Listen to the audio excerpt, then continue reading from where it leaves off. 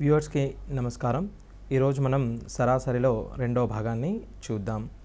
మొదటి భాగంలో చెప్పినట్టుగా N1 సమూహము గల యావరేజ్ మనం A1గా తీసుకొని N2 సమూహములో గల యావరేజ్ని మనం A2గా తీసుకున్నట్టయితే N1 మరియు N2 రెండు సమూహాల మొత్తముల యావరేజ్ను మనం Aగా తీసుకుందాం.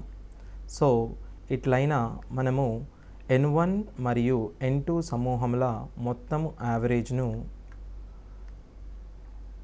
N1 ప్లస్ N2ను సమూహముల యావరేజ్ను మనం N1 A1 plus N2 A2 by N1 plus N2గా చూసాము.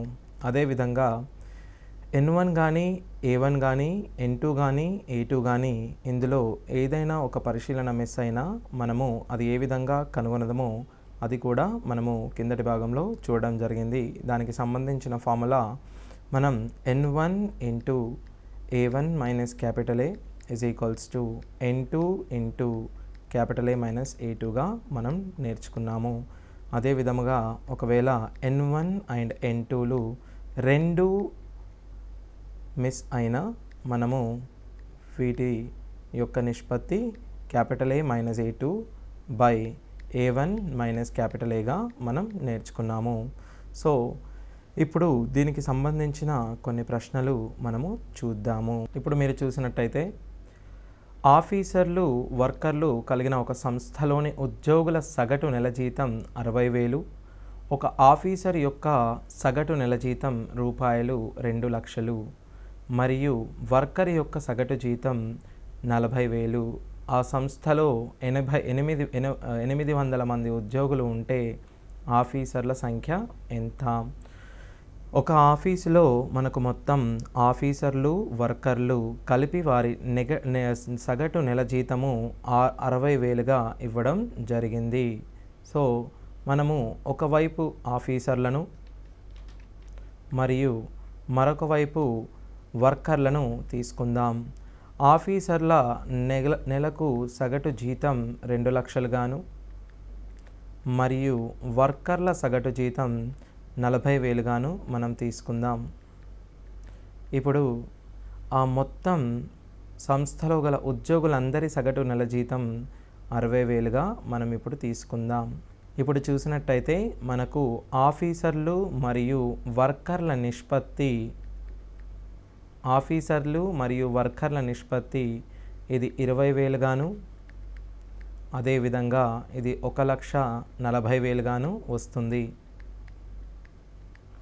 మనము 4 0 క్యాన్సిల్ చేసుకున్న ఎడల 2:14 అనగా 1:7గా మనకు ఆఫీసర్లు మరియు వర్కర్ల నిష్పత్తి మనకు వస్తుంది.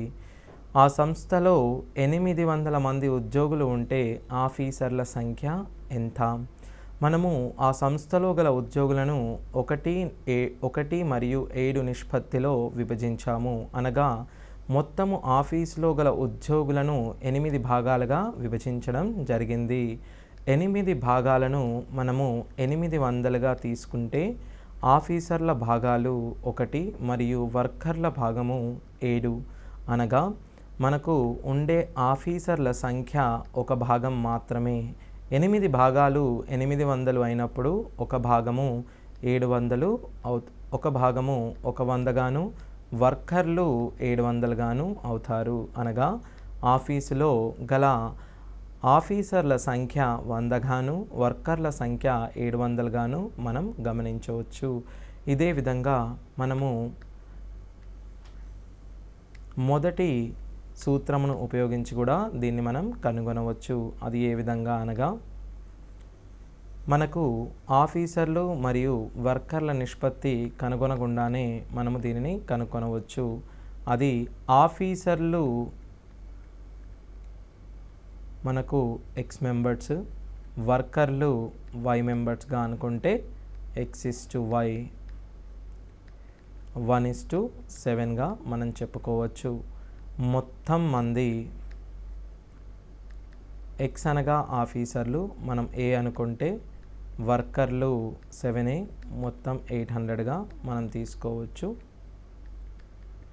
8A ఈజ్ ఈక్వల్స్ టు 800 కాగా A ఈజ్ ఈక్వల్స్ టు 100 మంది.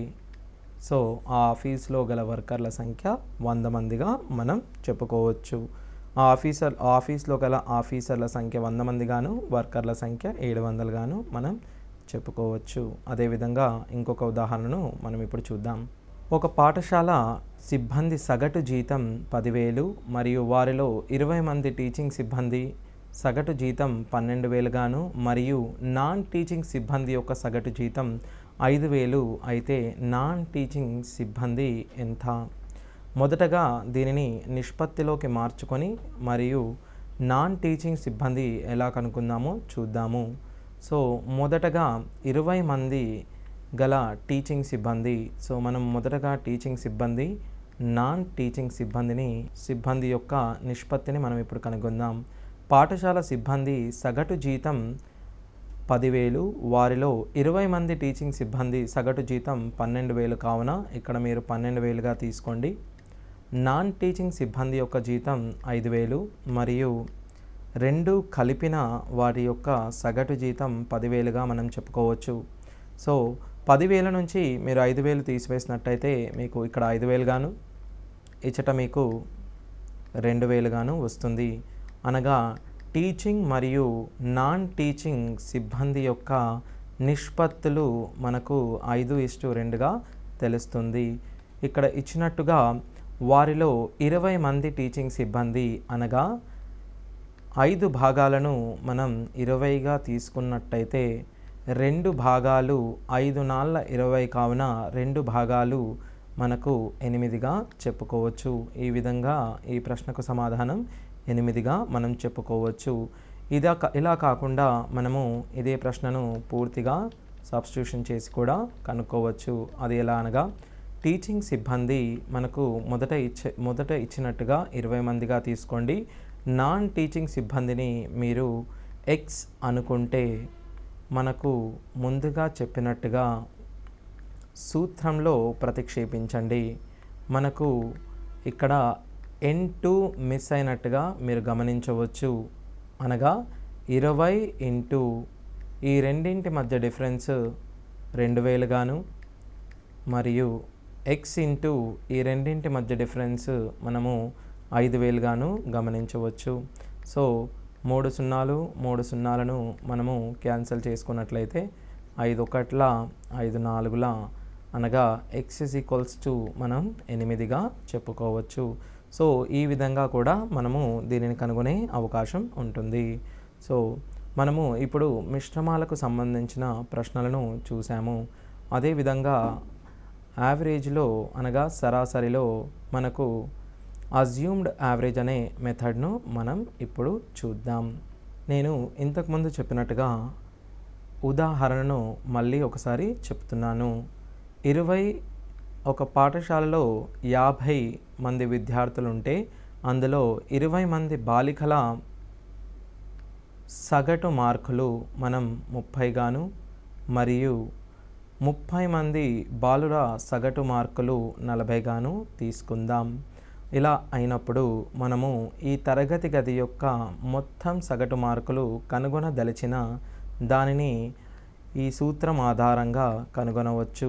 N1A1 + N2A2 N1/N2 సూత్రం ఆధారంగా మనము దీనిని కనుగొనవచ్చు.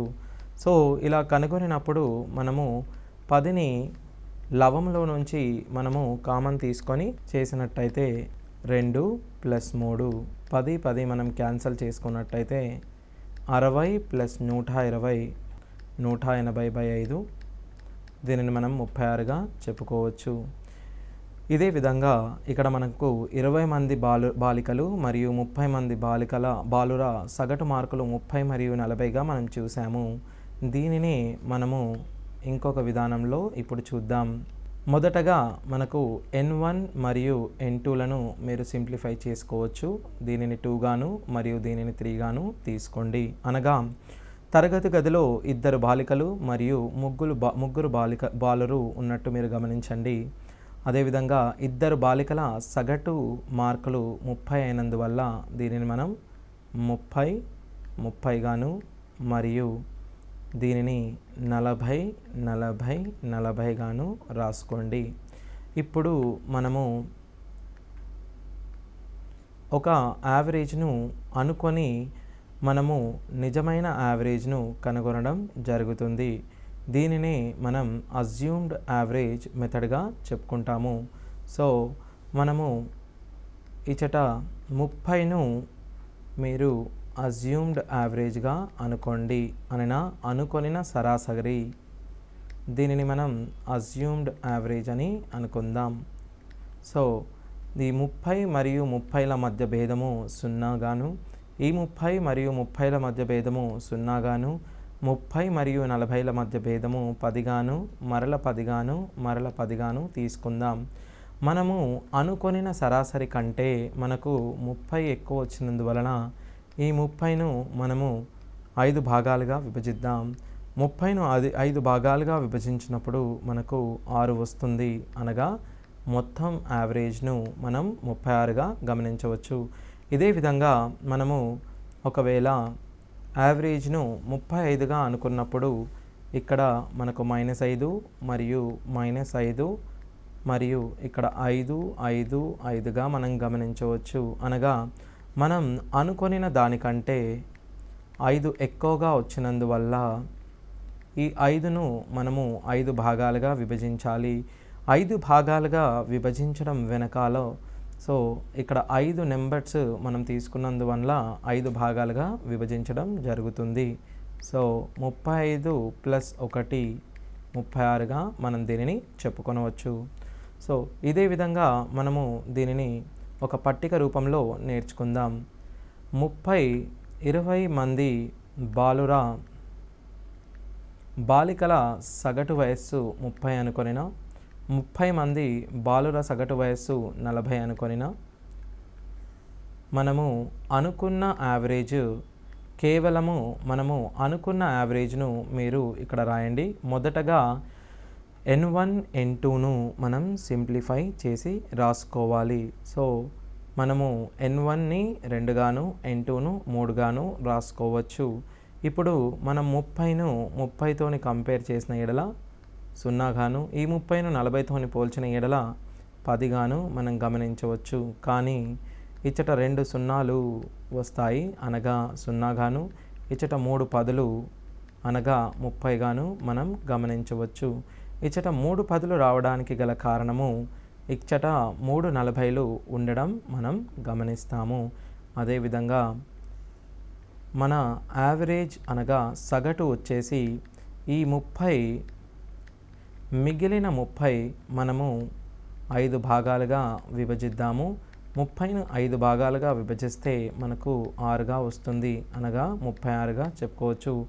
ఇదే విధంగా మనము 35గా అనుకున్నట్టయితే 35 30 కన్నా 5 తక్కువ ఉన్న కారణంగా -5 ఇంటూ 2 సంఖ్యలు ఉన్న కారణంగా ఇంటూ 2 చేద్దాం.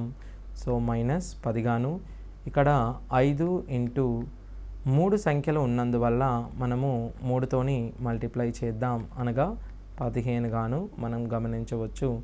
-10 + 15 అనగా మనము అనుకున్న దానికంటే మనకు 5 ఎక్కువ వచ్చినందువల్ల మనము 5తోని దీనిని విభజించడం జరుగుతుంది. మనము 5తోని విభజించినప్పుడు 35 + 1 మనము అనుకున్న యావరేజ్ను 36గా మనం చెప్పుకోవచ్చు.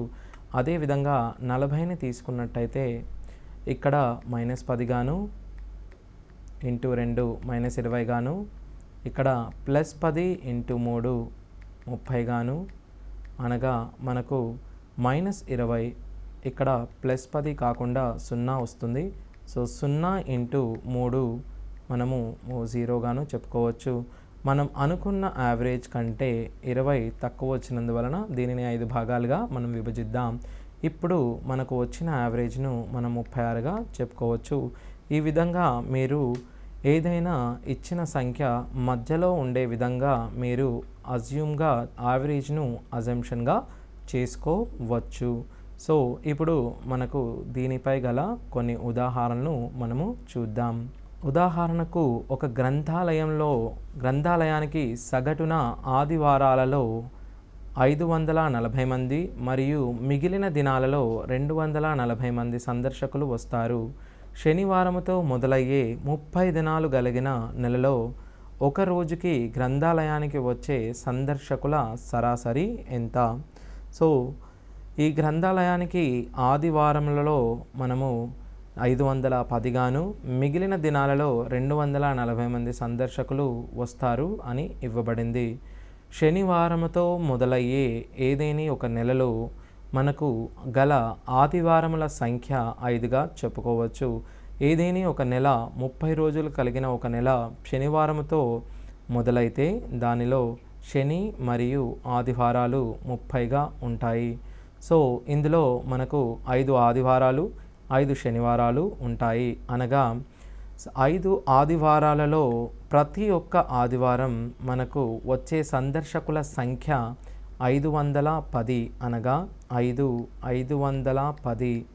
అదేవిధంగా 25 మిగిలిన రోజులలో మనకు వచ్చే సందర్శకుల సంఖ్య 240గా మనం చెప్పుకోవచ్చు. ఇప్పుడు దీన్ని మనము సింప్లిఫై చేసుకుందాము. దీనిని మనం సూక్ష్మీకరించిన ఎడల మనకు ఒక ఆదివారము మరియు 5 మిగిలిన రోజులుగా వస్తాయి. ఈ విధంగా చేసుకున్న తర్వాత మనము ఏదేని ఒక సంఖ్యను అజ్యూమ్డ్ యావరేజ్గా తీసుకుందాం. అది 240ను మనం అజ్యూమ్డ్ యావరేజ్గా తీసుకుంటే 240 అనేది 510 కంటే 270 ఎక్కువ వచ్చిన కారణంన ఇది 0గా మనం తీసుకొనవచ్చు. సో 240ను మనం 240తోని పోల్చడం జరిగింది. సో 240 మనము అజ్యూమ్ చేసుకున్న యావరేజ్ ప్లస్ 270 బై మనకు గల పరిశీలకుల సంఖ్య 6గా తీసుకోవచ్చు. అనగా ఈ 270ను మనం 6 భాగాలుగా విభజించుకోవాలి. 240 ప్లస్ 270/6 అనగా 45గా మనం చెప్పుకోవచ్చు. అనగా 285 అనేది మనకు గల సరాసరి సందర్శకుల సంఖ్యగా మనం చెప్పుకోవచ్చు. ఇదే విధంగా మనము మరి ఒక ఉదాహరణను చూద్దాం. 30 సంఖ్యలు గల ఒక క్రమ సమితిలో మొదటి 14 సంఖ్యల సరాసరి 9 మరియు ఆ సమితిలోని చివరి 14 సంఖ్యల సరాసరి 15, 16వ సంఖ్య 7 మరియు 30 సంఖ్యల సరాసరి 7 అయిన 15వ సంఖ్యను మనం ఇప్పుడు చూద్దాం. మొదటగా మనకు 30 సంఖ్యలు గల ఒక క్రమ సమితిలో 14 సంఖ్యల సరాసరి 9గా ఇచ్చారు. అనగా 14 సంఖ్యల యొక్క యావరేజ్ను మనము 9గా తీసుకుందాం. ఆ సంఖ్యల చివరి 14 సంఖ్యల సరాసరి మనము 5గా తీసుకున్నట్టయితే 16వ సంఖ్య అనగా ఒక సంఖ్యను మనం 7గాను మరియు ఆ 30 సంఖ్యల సరాసరి 7 అయినప్పుడు 15వ సంఖ్యను అడుగుతున్నాడు. అనగా ఈ మిగిలిన ఒక సంఖ్యను మనము x అనుకొనిన మొత్తం 30 సంఖ్యల సరాసరి 7గా మనం తీసుకోవచ్చు. ఇప్పుడు మనము అజ్యూమ్ చేసుకున్న సరాసరిని 7గా తీసుకున్నందువలన మనము ఇచ్చట -2 గాను +2 × 14 గాను మరియు -2 × 14 గాను ఇచ్చట 0 గాను మరియు ఇచ్చట మొత్తం బ్యాలెన్స్ వచ్చేసి మనకు +28 -28 వచ్చినందువల్ల మైనస్ ప్లస్ క్యాన్సిల్ అవ్వడం వల్ల ఇచ్చట కూడా మనకు 0గా రావడం జరుగుతుంది. ఇక్కడ భేదము 0గా వచ్చినట్టయితే మనకు x అనేది 7 + 0 అనగా 7గా మనం గమనించవచ్చు. అదేవిధంగా మనము ఇంకొక ఉదాహరణను చూద్దాం. 55, 60, 45 మంది విద్యార్థులుగా ఉన్న 3 బ్యాచ్లు ప్రతి బ్యాచ్ యొక్క సగటు మార్కులు వరుసగా 50, 55 మరియు 60 మార్కులు. అయిన మొత్తం విద్యార్థుల యొక్క సగటు మార్కులు ఎన్ని? మొదటగా మనము విద్యార్థులను 3 బ్యాచ్లుగా మనము విభజించడం జరిగింది. మొదటగా 55 మంది మరియు వారి యొక్క సగటు మనం 50గా గుర్తించడం జరిగినది. మరియు రెండవ బ్యాచ్లో 60 మంది వారి యొక్క సగటు 55 గాను, మరియు మూడవ బ్యాచ్లో 45 మంది వారి యొక్క సగటు 60 గాను మనం గుర్తించవచ్చు. మొదటగా ఈ 3 బ్యాచ్లలో గల విద్యార్థుల సంఖ్యను మనము సూక్ష్మీకరించుకోవాలి. అనగా 55, 60, 45 ఈ 3 5 ఎక్కంలో పోతాయి కావున 5 చేత మొదటగా మనం వీటిని భాగించుకోవాలి. 5 11, 5 12ల 60, 5 9ల 45 కావున ఇచ్చిన బ్యాచ్లోని సంఖ్యలను మొదటగా మనం సూక్ష్మీకరించుకున్నాం. మరియు ఇప్పుడు 55, 50, 55, 60 యావరేజ్గా గల 3 గ్రూపులను మనము 55ను సరాసరిగా అనుకుందాం. సరాసరిగా అనుకున్న ఎడల 55ను మనం 50తో పోల్చినప్పుడు 50 అనేది 5 తక్కువ ఉన్నందున మనము -5 × 11గా దీనిని తీసుకోవడం జరుగుతుంది. అదేవిధంగా 55ను మనం 55తో పోల్చినప్పుడు మనకు భేదం 0గా వచ్చును. 0 ఆ గ్రూప్ నందు గల మెంబర్స్ 12 కావున దీనిని మనం 12తో గుణించడం జరుగుతుంది. అదేవిధంగా 55 × 60 55 మరియు 60ల భేదము 5 కనుక దీనిని 9 చే మనం గుణించడం జరుగుతుంది.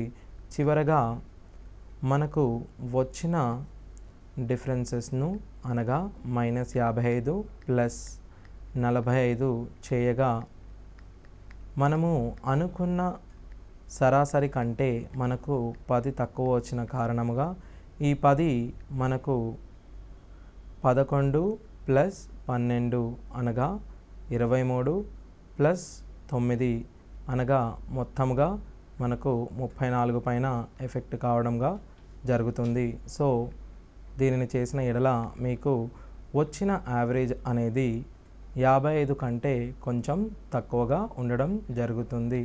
మనము చేసినట్టయితే సో మీరు మళ్ళా ఇక్కడ నుంచి తీసుకోండి. ఇప్పుడు మనం మొత్తం సంఖ్యలు చూసినట్టయితే 11, 12 మరియు 9గా మనం గమనించవచ్చు. సో 11 + 12 + 9 మనకు మొత్తం గల సంఖ్య 32 గాను తీసుకున్నట్టయితే మనకు గల సగటు వచ్చేసి మనం అనుకున్న సగటు 55, 10 తక్కువ ఉన్న కారణంగా 10/32గా మనం తీసుకున్నట్టయితే 55 మైనస్ మనకు 0.375గా వస్తుంది. సో ఇప్పుడు మీరు దీన్ని తీసుకున్నట్టయితే 54.68గా మనం చెప్పుకోవచ్చు. సో దీని యొక్క సరాసరి 54.68గా మనం చెప్పుకోవచ్చు. అదేవిధంగా మనము ఇంకొక ఉదాహరణను చూద్దాం. ఒక వ్యక్తి మొదటి 4 నెలల్లో చేసే సగటు నెలసరి ఖర్చు 1800 మరియు మిగిలిన 8 నెలల్లో చేసే సగటు నెలసరి ఖర్చు 2000. అదేవిధంగా సంవత్సరంలో అతను చేసే పొదుపు 5600 అయితే నెలకు అతని ఆదాయం ఎంత? సో ఇక్కడ కనుక్కోమన్నది మనకు అతని నెలసరి ఆదాయం. నెలసరి ఆదాయము మొదటగా ఆదాయము అనగా ఆదాయము మనకు ఖర్చు మరియు ఆదా అవుతుంది. సో అతను చేసిన ఖర్చు ప్లస్ అతను చేసిన ఆదాల మొత్తాన్ని మనము ఆదాయంగా చెప్పుకోవచ్చు. సో ఇదే విధంగా ఇప్పుడు మనం చూసినట్టయితే అడిగినది నెలసరి ఆదాయము. నెలసరి ఆదాయము అనగా ఆదాయాన్ని 12తో భాగించి ఖర్చుని కూడా మీరు 12తోని భావించి ఆదాయాన్ని కూడా మీరు 12తోని భాగించండి. ఒక వ్యక్తి మనకు మొదటి 4 నెలల్లో చేసిన సగటు నెలసరి ఖర్చు ఇచ్చాడు. అదేవిధంగా చివరి 8 నెలల్లో చేసిన ఖర్చు 2000గా ఇవ్వడం జరిగింది. అదేవిధంగా అతను 5600 ఆదా చేయడం జరిగింది. సో మనము మొదటగా నెలసరి ఖర్చును కనుగొందాం. దాని తర్వాత నెలసరి ఆదాను కనుగొని ఈ రెండింటిని మనము యాడ్ చేసిన ఎడల మనకు నెలసరి ఆదాయం వస్తుంది. సో ఇప్పుడు మనం నెలసరి ఖర్చు మొదటి 4 నెలల్లో 1800 గాను, అలాగే చివరి 8 నెలల్లో 2000 గాను తీసుకుందాం. సో మనం ఇప్పుడు 2000ను అజ్యూమ్డ్ యావరేజ్ అనుకుంటే మనకు ఈ 2000 కంటే 1800 200 తక్కువ ఉంది. కావున 200 × 4 చేయడం వల్ల 800 తక్కువ వచ్చింది. అదే 2000ను మనం 2000ను 2000 నుంచి తీసేస్తే మనకు 0 భేదంగా వస్తుంది. × 8 = 0గా మనం చెప్పుకోవచ్చు. మైనస్ 800/12 మనం అనుకున్న దానికంటే 800 తక్కువ ఉన్నందువలన మనము దీనిని 800/12గా చెప్పుకోవచ్చు. ఇది మనకు నెలసరి ఖర్చు. ఇప్పుడు మనము నెలసరి ఆదాయము కనుగొందాం. నెలసరి ఆదాయము = నెలసరి ఖర్చు ప్లస్ నెలకు అయ్యే ఆదా. సో నెలసరి ఖర్చు ప్లస్ నెలకు అయ్యే ఆదాను మనం యాడ్ చేసుకున్నట్టయితే మనకు నెలసరి ఆదాయం వస్తుంది. అనగా 2000 మైనస్ 800/12 ప్లస్ ఆదా వచ్చేసి 5600/12గా మనం తీసుకోవచ్చు. ఇలా అనగా 2000 మైనస్ ఇక్కడ 4800/12 చేసినట్టయితే 400 గాను మనకు వస్తుంది. అనగా 2000 నుండి మనము 400 జత చేసినట్లయితే 2400 మనము నెలసరి ఆదాయంగా చెప్పుకోవచ్చు. సో ఈ విధంగా మనము ఈ నెలసరి ఆదాయంను కనుగొంటాము. సో ఇప్పటి వరకు మనము మిశ్రమాలలో ఉండే ప్రశ్నలను చూసాము మరియు అజ్యూమ్డ్ యావరేజ్లో గల ప్రశ్నలను కూడా చూడడం జరిగింది. ఇప్పుడు మనం రీప్లేస్మెంట్స్ అనగా ఒక నెంబర్ను తీసేసి మరొక నెంబర్ను యాడ్ చేస్తే యావరేజ్ అనేది ఏ విధంగా మారుతుందో మనం ఇప్పుడు నేర్చుకుందాం. మొదటగా నేను 10, 20, 30, 40, 50 అనే 5 సంఖ్యలను తీసుకుంటున్నాను. దీని యొక్క సగటు మనం ముందుగా చెప్పిన విధంగా ఏదేని సంఖ్యలు మనకు ఒక అంక శ్రేణిలో ఉంటే దాని యొక్క సగటు చివరి సంఖ్య ప్లస్ మొదటి సంఖ్య /2 గాను లేదా మధ్య విలువగాను మనం తీసుకుంటాము. అనగా దీని యొక్క సగటు 30గా మనం భావించవచ్చు. అదేవిధంగా ఈ శ్రేణిలోని ప్రతి సంఖ్యకు నేను 5 జత చేసిన ఎడల అనగా 15, 25, 35, 45 మరియు 55లకు నేను సగటు 5 యాడ్ చేయడం వలన సగటు కూడా 5 పెరుగుతుంది. అదేవిధంగా దీనిలో నుండి నేను 5 తీసివేసిన 5, 15, 25, 35, 45 అనగా సగటు 25గా చెప్పుకోవచ్చు. అదేవిధంగా × 5 చేసినట్టయితే 50, 100, 150, 200 మరియు 250.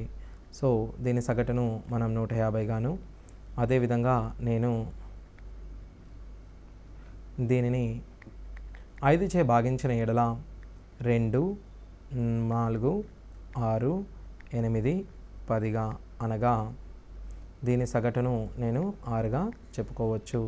సో ఇప్పుడు మనకు వచ్చిన సగటు మొదటగా మనము 10, 20, 30, 40, 50గా తీసుకున్నప్పుడు 30 గాను మరియు 5 జత చేసినప్పుడు మనం సరాసరికి 5 యాడ్ చేయడం గాను, 5 తీసేసినప్పుడు సరాసరికి 5 తీసేయడం గాను మరియు 5 చే మల్టిప్లై చేసినప్పుడు 5 చే మనం మల్టిప్లై చేయడం కానీ మరియు ప్రతి ఒక్క సంఖ్యను 6 చే భాగించినప్పుడు దాని యొక్క సగటును కూడా 6 చే భాగించడం జరిగింది, 5 చే భాగించడం జరిగింది. అనగా సో మనము ఈ శ్రేణిలోని ప్రతి సంఖ్యను మల్టిప్లై చేసిన, యాడ్ చేసిన, తీసివేసిన, భాగించిన సగటును కూడా అదే సంఖ్యచే మనము యాడ్ చేసిన, భాగించడం చేసిన, సబ్ట్రాక్ట్ చేసిన, ప్లస్ చేసిన చేయవలెను. సో ఈ విధంగా ప్రతి సంఖ్యకు ఏదైతే మనం ఆపరేషన్ వాడతామో అదే ఆపరేషన్ను మనం సగటుకు కూడా వాడుకోవడం జరుగుతుంది. సో ఇదే విధంగా ఉదాహరణకు x1, x2, x3 and so on xnల సగటు x బార్ ఇచ్చినప్పుడు x1 - 100, x2 - 100, so on xn - 100 చేసినప్పుడు దీని యొక్క సగటును మనం x బార్ - 100గా గమనించవచ్చు. ఇదే విధంగా మనకు 2x1 + 3, 2x2 + 3, 2x3 + 3 and so on 2xn + 3 సగటు 2x బార్ + 3గా మనం చెప్పుకోవచ్చు. సో ఈ విధంగా మనము 100ను తీసివేసిన లేదా 2చే గుణించి 3ను జత చేసిన దాని యొక్క యావరేజ్ అదే విధంగా అవుతుంది. అనగా x బార్లోకి వెళ్ళి 100ను తీసివేయడం, 2చే గుణించి 3ను జత చేయడం జరుగుతుంది. సో ఇప్పుడు మనము ఒక నెంబర్ను యాడ్ చేసిన తీసేసిన దాని యొక్క సగటు ఏ విధంగా మారుతుందో చూద్దాం. మొదటగా 10, 20, 30, 40, 50 ఇలా సరాసరి మనం చూసినట్టయితే 30గా చెప్పుకోవచ్చు. ఈ 10, 20, 30, 40, 50ల యొక్క సరాసరి 30. ఇప్పుడు మనం 20ని 40తో ప్రతిక్షేపించిన అనగా 20ను తీసివేసి 40ను జత చేసిన దీని యొక్క సగటు పెరుగుతుందా తగ్గుతుందా అనేది మనం ఇప్పుడు చూద్దాం. మనము 20ని తీసేసి 40ని యాడ్ చేస్తున్నాం కాబట్టి 20 అనేది 40 కన్నా చిన్నది అండ్ 40 అనేది 20 కన్నా పెద్దది కనుక సగటు పెరిగే అవకాశం ఉంది. సో ఇప్పుడు ఆ సగటు అనేది ఎంతైతే పెరుగుతుందో మనకు ఖచ్చితంగా చూద్దాం. మొదటగా ఉన్న సగటును మనం 30గా చెప్పుకోవచ్చు. మనము జత చేసిన సంఖ్య ఏదైతే ఉందో అది మనము తీసివేసిన సంఖ్య కంటే 20 ఎక్కువగా ఉన్నందువల్ల మనకు మొత్తంలో పెరుగుదల 20గా చెప్పుకోవచ్చు. సో ఈ మొత్తంలో పెరుగుదల 20 మనకు ఈ 5 నెంబర్స్ పైన ఎఫెక్ట్ కావడం జరుగుతుంది. సో మీరు దీనిని 5చే భాగించినప్పుడు 30 + 20/5 అనగా 34గా మనం చెప్పుకోవచ్చు. 30 + 4 అనగా 34 అనగా కొత్త సగటు మనకు 34గా మనం చెప్పుకోవచ్చు. సో అదేవిధంగా ఇప్పుడు నేను ఈ 40ని తీసివేసి 30ని జత చేయడం జరుగుతుంది. అనగా 40 స్థానంలో 30ని మనం ప్రతిక్షేపించామనుకోండి. అనగా ఇప్పుడు మనకు గల సగటుని మనం కనుక్కుందాం. సో మొదటగా 40 తీసివేసి 30ని మనం ప్రతిక్షేపించిన సగటు అనేది పెరుగుతుందా తగ్గుతుందా మనకు తెలియాలి. 40ను తీసివేసి మనము 30ని ప్రతిక్షేపించినప్పుడు సగటు డెఫినెట్గా మనకు తగ్గడం మనం గమనించవచ్చు. ఎందుకనగా 30 అనేది 40 కంటే తక్కువ. అనగా మనము పెద్ద సంఖ్య తీసేసి చిన్న సంఖ్యను పెడుతున్నాం కాబట్టి మనకు సగటు అనేది డెఫినెట్గా తగ్గుతుంది. అది ఎంత తగ్గుతుంది అనేది మనకు కావాలంటే మొదటగా 40 - 30 చేసినట్టయితే మనకు -10గా వస్తుంది. మనము మొదటగా ఉన్న సరాసరిని 30గాను మరియు 10 తక్కువ. ఈ 10 అనేది ఈ 5 పరిశీలనల పైన ప్రభావం చూపినందున 10ని మనము 5చే భాగించాలి. అనగా 30 - 2. 30 - 2ను మనము 28గా చెప్పుకోవచ్చు. సో ఈ విధంగా మనము ఒక సంఖ్యను మరొక సంఖ్యచే ప్రతిక్షేపించినప్పుడు సగటును కనుగొందాము. అదేవిధంగా కొన్ని సంఖ్యలను మనం చూసినట్టయితే అనగా x1, x2 మరియు 10 పరిశీలనను మనం చూద్దాం. ఇప్పుడు దీని యొక్క సరాసరి x బార్. ఇప్పుడు మనకు ఇచ్చిన ఒక సంఖ్య మనం 30 అనుకుందాం. ఈ x బార్ 50 అని అనుకుందాం. 30ను మనము ఏదేని ఒక సంఖ్యతో రీప్లేస్ చేసినట్టయితే యావరేజ్ 52గా వచ్చింది అని అనుకోండి. ఇప్పుడు నేను 30ని ఏ సంఖ్యచే ప్రతిక్షేపించిన 52 అనే సగటు వస్తుంది అనేది కనుగొనడానికి సూత్రం చెప్తున్నాను. సో ఇప్పుడు మనకు సగటులోని పెరుగుదల 2 అనగా మనకు మొత్తంలోని పెరుగుదల పరిశీలనలు 10 కావున 10 పరిశీలనలు ఇంటూ 2తో మనం గుణించగా మొత్తంలోని పెరుగుదల 20గా మనం గమనించవచ్చు. అనగా మనము 30కి 20 ఎక్కువ ఉన్న సంఖ్యను యాడ్ చేయడం జరుగుతుంది. అనగా మనము 30ని 50తో రీప్లేస్ చేయడం జరుగుతుంది. ఇదే విధంగా ఒక సంఖ్య 50 మరియు మనకు కొత్త సగటు 49గా మనం చెప్పుకోవడం అనుకుందాం. కొత్త సంఖ్యను ఎలా కనుగొనాలి అనగా 50ను మనం దేనితో రీప్లేస్ చేస్తే మన సగటు 49కి వస్తుంది. సగటు 49 రావడం అనేది అనగా సగటులో 1 తగ్గింది. సగటులో 1 తగ్గడం అనగా సగటు 1 తగ్గడము అనగా మనకున్న పరిశీలనల సంఖ్య 10 కాబట్టి మొత్తంలో 10 తగ్గింది అని మనం చెప్పుకోవచ్చు. మొత్తంలో 10 తగ్గడం అనగా మనము 50ని 10 తక్కువగా ఉన్న సంఖ్య అనగా 40చే ప్రతిక్షేపించడం జరిగింది. ఈ విధంగా మనము 30ని మరియు 50ని ఏ నెంబర్లతో ప్రతిక్షేపించడమో అది మనము తెలుసుకున్నాము. అదేవిధంగా ఒక n అబ్జర్వేషన్లను తీసుకుందాం. x1, x2, x3 and so on xn.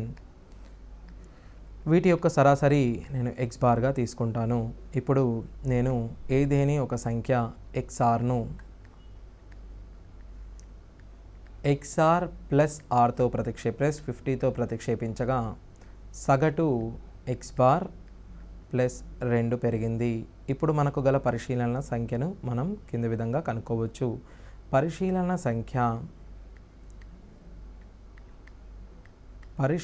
సంఖ్య ఇజ్ ఈక్వల్స్ టు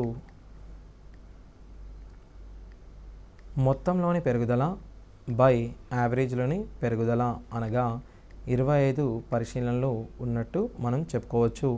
ఇదే విధంగా ఒకవేళ ఏదేని ఒక అబ్జర్వేషన్ xkను నేను xk మైనస్ 100గా చేసినట్టయితే అబ్జర్వేషన్స్ x బార్ మైనస్ 10గా అయినట్టయితే ఇప్పుడు మనం పరిశీలన సంఖ్య తీసుకున్నట్టయితే పరిశీలన సంఖ్య ఇజ్ ఈక్వల్స్ టు 100/10గా తీసుకోవచ్చు. అనగా పరిశీలన సంఖ్యను మనము 10గా చెప్పవచ్చు. ఇక్కడ మనకు మొత్తంలో పెరుగుదల 50గాను మరియు సంఖ్యలోని పెరుగుదల అనగా సరాసరిలోని పెరుగుదలను 2గా మనం గమనించాము. 50/2 అనగా 25. సో మనము పరిశీలన సంఖ్య 25గా చెప్పుకోవచ్చు. ఇచ్చట మనం పరిశీలన సంఖ్యను తీసుకున్నట్టయితే మొత్తంలోని తగ్గుదల 100గాను మరియు యావరేజ్లోని తగ్గుదల 10గాను గమనించవచ్చు. సో పరిశీలన సంఖ్య ఈజ్ ఈక్వల్స్ టు మొత్తంలోని తగ్గుదల బై యావరేజ్లోని తగ్గుదల ఈజ్ ఈక్వల్స్ టు పరిశీలన సంఖ్యగా మనం చెప్పుకోవచ్చు.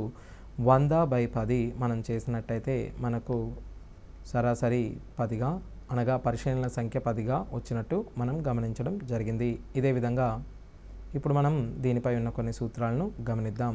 పరిశీలన సంఖ్య కనుగొనడానికి పరిశీలన సంఖ్య ఇజ్ ఈక్వల్స్ టు ఒకవేళ మనకు మొత్తం గనక పెరిగినట్టయితే మనం మొత్తంలోని పెరుగుదల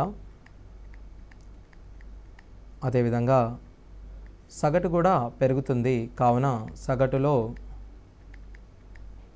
పెరుగుదలగా మనం చెప్పుకోవచ్చు. అదేవిధంగా ఒకవేళ మొత్తం తగ్గినట్టయితే మొత్తంలోని తగ్గుదల బై సగటులోని తగ్గుదలగా మనం చెప్పుకోవచ్చు.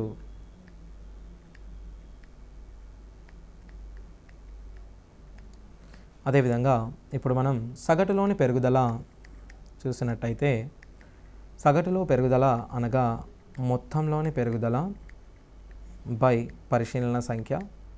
అదేవిధంగా మొత్తంలోని పెరుగుదల కనుగొనమనిన మనము సగటులోని పెరుగుదల ఇంటూ పరిశీలన సంఖ్యగా మనం చెప్పుకోవచ్చు. పెరిగితే మనం పెరుగుదలగాను తగ్గితే మనం తగ్గుదలగాను తీసుకోవడం జరుగుతుంది. ఈ విధంగా మనకు మొత్తంలోని పెరుగుదల సగటులోని పెరుగుదల మరియు పరిశీలన సంఖ్యను కనుక్కోవచ్చు. సో ఇప్పుడు మనం కొన్ని ఉదాహరణలు చూద్దాం. ఇప్పుడు ఒక బాలుడు 20 సంఖ్యల సగటును 35గా కనుగొన్నాడు. మనకు మొత్తం ఉన్న సంఖ్యలు 20, దీని సగటు 35గా ఇచ్చాడు.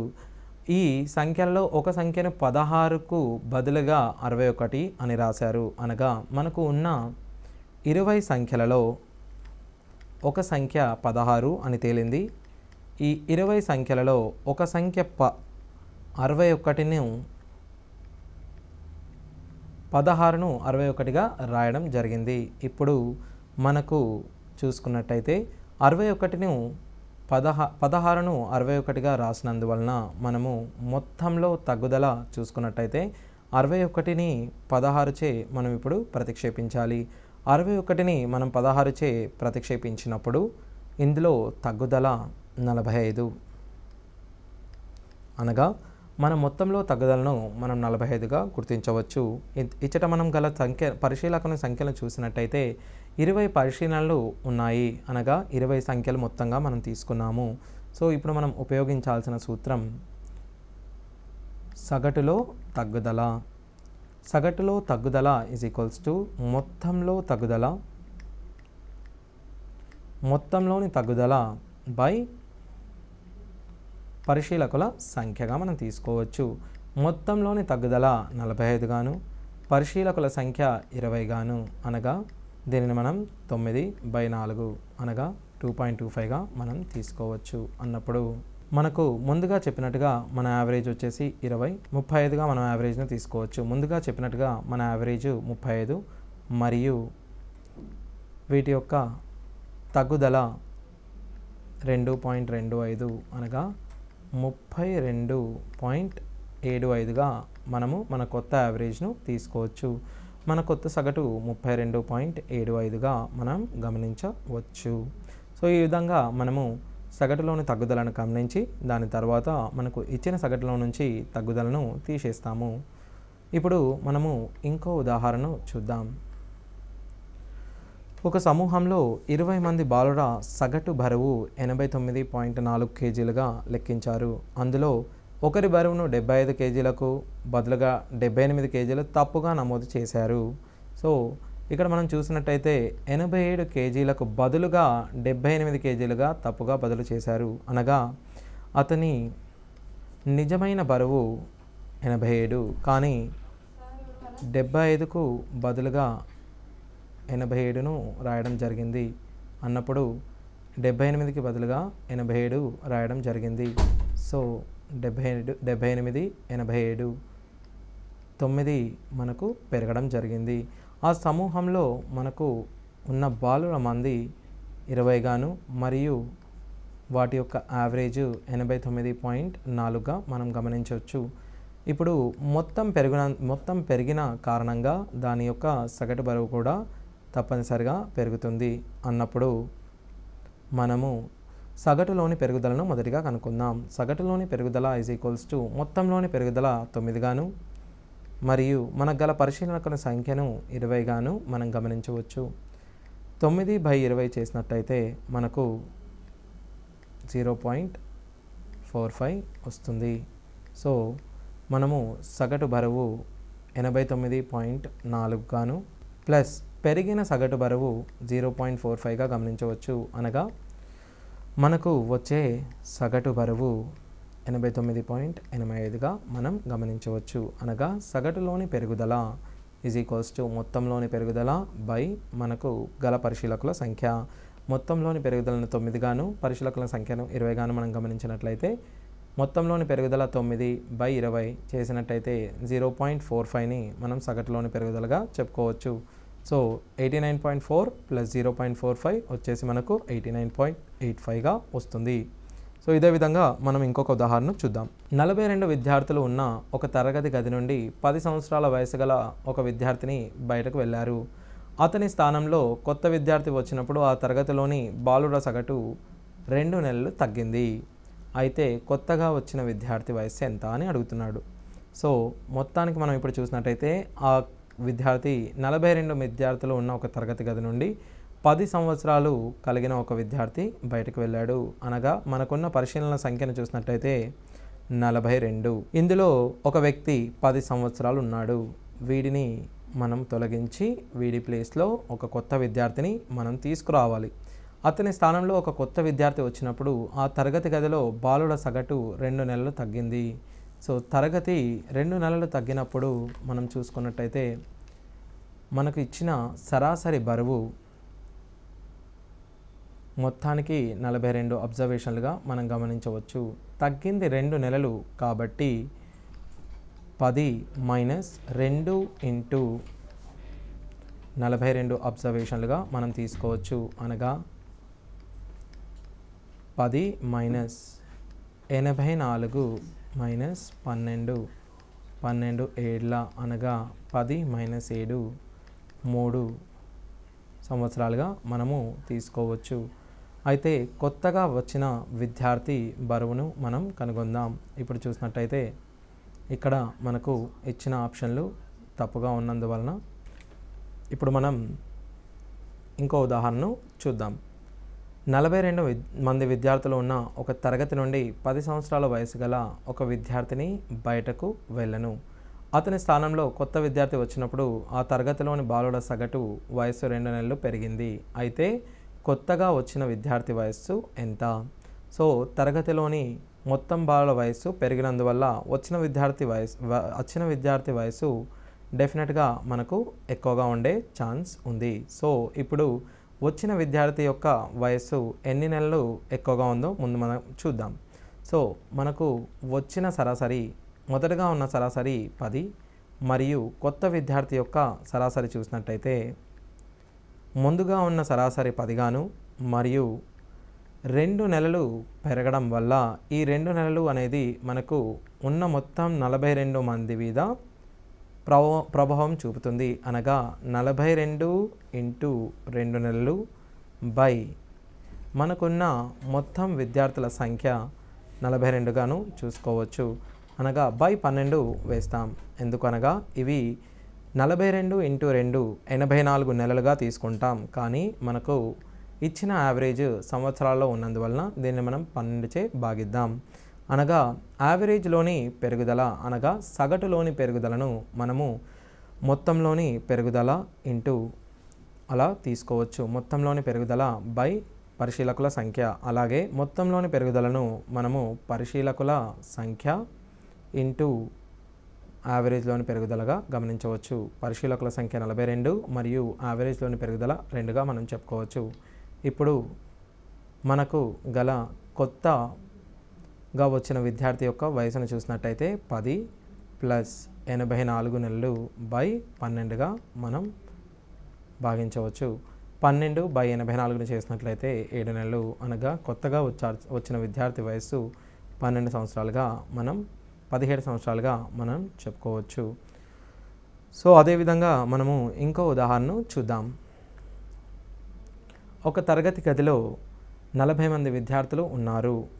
వారి సగటు వయస్సు 16 సంవత్సరాలు.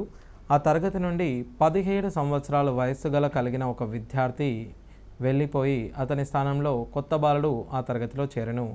అప్పుడు ఆ తరగతి యొక్క సగటు వయస్సు 15 సంవత్సరాల 875 సంవత్సరాలకు అయ్యింది. అయితే కొత్తగా చేరిన విద్యార్థి వయస్సు ఎంత? మొదటగా మనం చూడవలసింది మొత్తంగా వారి సగటు 16 సంవత్సరాల నుంచి 15 సంవత్సరాల 875 సంవత్సరాలుగా అయింది. అనగా సగటు వయస్సు 16 నుంచి 15.875కు తగ్గింది. ఇక్కడ మనము ఒక అబ్జర్వేషన్ అనగా ఒక పరిశీలన 17ను ఎంతకు తగ్గిస్తున్నామో చూడాలి. మనకు సగటు తగ్గినప్పుడు మొత్తం కూడా తగ్గుతుంది. అనగా మనం మొత్తంలోని తగ్గుదల ఫార్ములా వేసినట్టయితే మొత్తంలోని తగ్గుదల ఈజ్ ఈక్వల్స్ టు సగటులోని తగ్గుదల, సగటు మనకు 0.125గా తగ్గినట్టు తెలుస్తుంది. ఇంటూ మనకు ఉన్న మొత్తం మంది విద్యార్థుల సంఖ్య 40గా మనం గమనించవచ్చు.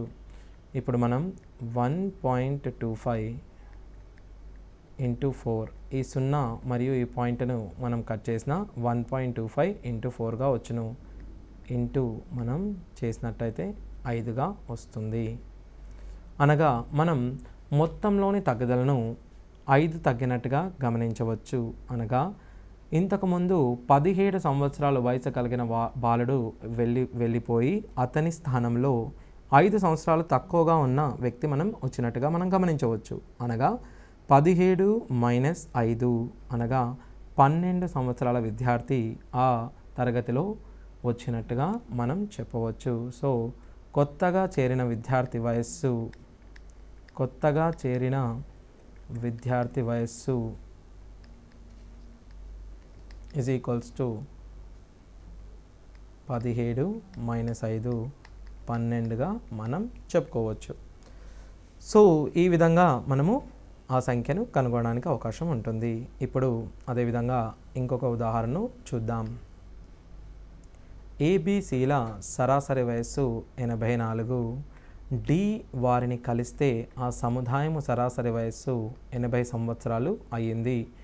డి కంటే 3 సంవత్సరాలు పెద్దవాడగు ఈ వారిలో ఏకి బదులుగా తమ సముదాయంలో చేరితే బిసిడిఈల సరాసరి వయస్సు 79 సంవత్సరాలు అయింది. అప్పుడు ఏ యొక్క వయస్సు ఎంత? మొదటగా ముగ్గురు వ్యక్తుల యొక్క సరాసరి వయస్సు 84 అనగా ముగ్గురు వ్యక్తుల వయస్సు 84 గాను ఒక వ్యక్తి వయస్సు తెలియకుండా ఎక్స్ అని తీసుకుందాం. మొత్తం వీరిలో కలిసినప్పుడు 80 అయ్యింది. మనము మొదటగా ఉపయోగించిన సూత్రం వలన 3 ఇంటూ ఈ 84 మరియు 80లోని భేదం 4గా తీసుకుందాం ఇంటూ 1 ఇంటూ ఎక్స్ మైనస్ ఇది తక్కువ ఉన్నందు కారణంలో 80 అనేది ఎక్కువగా ఉండడం జరుగుతుంది. అనగా 80 మైనస్ ఎక్స్గా తీసుకుందాం. ఇప్పుడు మనకు డి వయస్సు అనగా 80 మైనస్ 12 68 సంవత్సరాలుగా చెప్పుకోవచ్చు. ఇప్పుడు డి కంటే 3 సంవత్సరాలు పెద్దవాడగు ఈ అనగా ఈ వయస్సు 68 ప్లస్ 3 71గా చెప్పుకోవచ్చు. ఇప్పుడు మనకు ఏబిసిడిల వయస్సు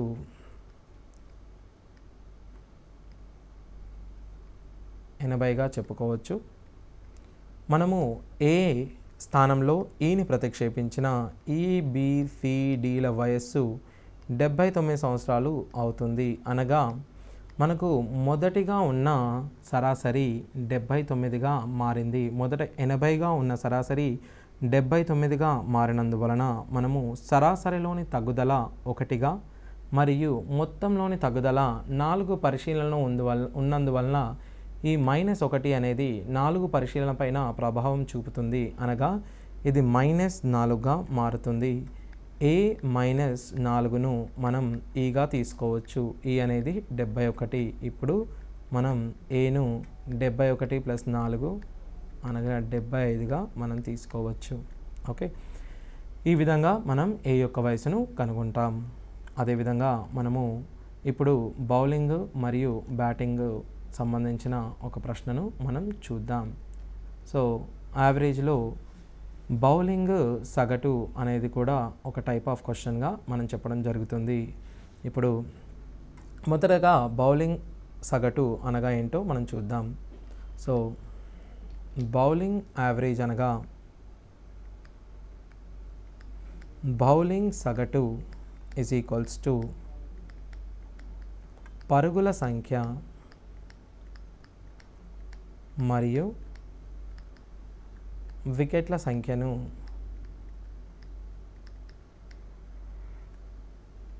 పరుగుల సంఖ్య మరియు దీనిని మనము వికెట్ల సంఖ్యచే భాగించినప్పుడు వచ్చే సగటును మనం బౌలింగ్ సగటుగా చెప్పగలము.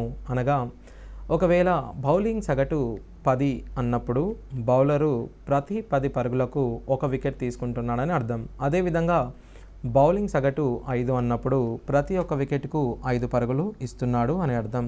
అదేవిధంగా బౌలింగ్ సగటు 2 అన్నప్పుడు ప్రతి 2 పరుగులకు 1 వికెట్ తీస్తున్నాడని అర్థం.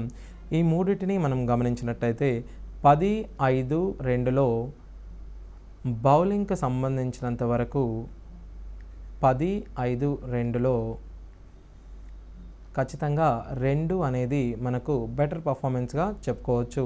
ఎందుకంటే మనకు 2 పరుగులకు 1 వికెట్లు తీయడం అనేది బెటర్ పర్ఫార్మెన్స్ అవుతుంది. అనగా తక్కువ బౌలింగ్ యావరేజ్ ఉన్నప్పుడు మనకు పర్ఫార్మెన్స్ అనేది ఎక్కువగా ఉన్నట్టు చెప్పుకోవచ్చు. అనగా మనము ఆడిన ఆట తీరు బౌలింగ్ యావరేజ్ పైన చెప్పుకున్నట్లయితే తక్కువ బౌలింగ్ యావరేజ్ ఉన్నట్లయితే విత్ రెస్పెక్ట్ టు బౌలర్ అనగా బౌలర్కి సంబంధించినంత వరకు అతడు మెరుగ్గా ఆడినట్టుగా మనం చెప్పుకోవచ్చు.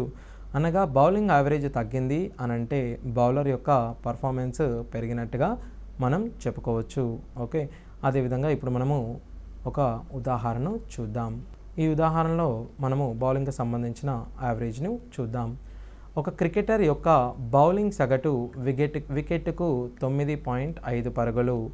ఆ తర్వాత మ్యాచ్లో అతను 19 పరుగులు ఇచ్చి 3 వికెట్లను తీసుకున్నాడు. ఈ మ్యాచ్ తర్వాత అతని బౌలింగ్ సగటు 0.1 పరుగులు తగ్గింది. ఈ మ్యాచ్ ముందు అతను తీసుకున్న మొత్తం వికెట్ల సంఖ్య. సో ఇప్పుడు మనం చూసినట్టయితే మనకు మొదటగా ఇచ్చిన యావరేజ్ అనగా సగటు పరుగులు 9.5గా చెప్పుకోవచ్చు. మొదటగా తీసుకున్న వికెట్ల సంఖ్యను మనం N1 అనుకుందాము. మొదటగా మనం తీసుకున్న వికెట్ల సంఖ్య మనకు తెలియనందువలన దీనిని మనం Xగా అనుకుందాము. ఆ తర్వాత మ్యాచ్లో అతను 19 పరుగులు ఇచ్చి 3 వికెట్లు తీసుకున్నాడు అనగా 19/3 అనగా మనము దీనిని 6/1/3గా మనం చెప్పవచ్చు. అనగా రెండవ సమూహంలో 3 వికెట్లు అనగా దీని 3 గాను దీనిని మనం 6/1/3గాను తీసుకోవచ్చు. ఆ తర్వాత అతని బౌలింగ్ సగటు 0.1కి పడిపోయింది అనగా కొత్త బౌలింగ్ యావరేజ్ 9.4గా మనం చెప్పుకోవచ్చు. ఈ మ్యాచ్ ముందు అతను తీసుకున్న మొత్తం వికెట్ల సంఖ్య అనగా మనం ఇక్కడ Xను కనుక్కోవాలి. మనం ముందుగా చెప్పుకున్న సూత్రం ప్రకారము N1 ఇంటూ అనగా X ఇంటూ వీటి మధ్య డిఫరెన్స్ను మనం 0.1 గాను, అదేవిధంగా N2 ఇంటూ అనగా 3 ఇంటూ వీళ్ళ మధ్య డిఫరెన్స్ అనగా 9.4 మైనస్ 19/3గా మనం తీసుకుందాం. ఇప్పుడు చూసినట్టయితే 9.x/10 is equals to 3 into 9.4 into 3ను మనం 28.2 గాను మైనస్ 19/3గా తీసుకుంటే 3ను మనము క్యాన్సల్ చేసుకున్నట్లయితే 28.2 ఇంటూ 19ని మనము 9.2గా మనం తీసుకోవచ్చు. ఈ 10 ఇటు వెళ్తే మనకు గుణించడం జరుగుతుంది. అనగా అతడు చివరి మ్యాచ్ కంటే ముందు 92 పరుగులు చేసినట్టుగా మనం గమనించడం జరుగుతుంది. సో ఇలా మనం యావరేజ్ను కనుక్కుంటాము. Thank you.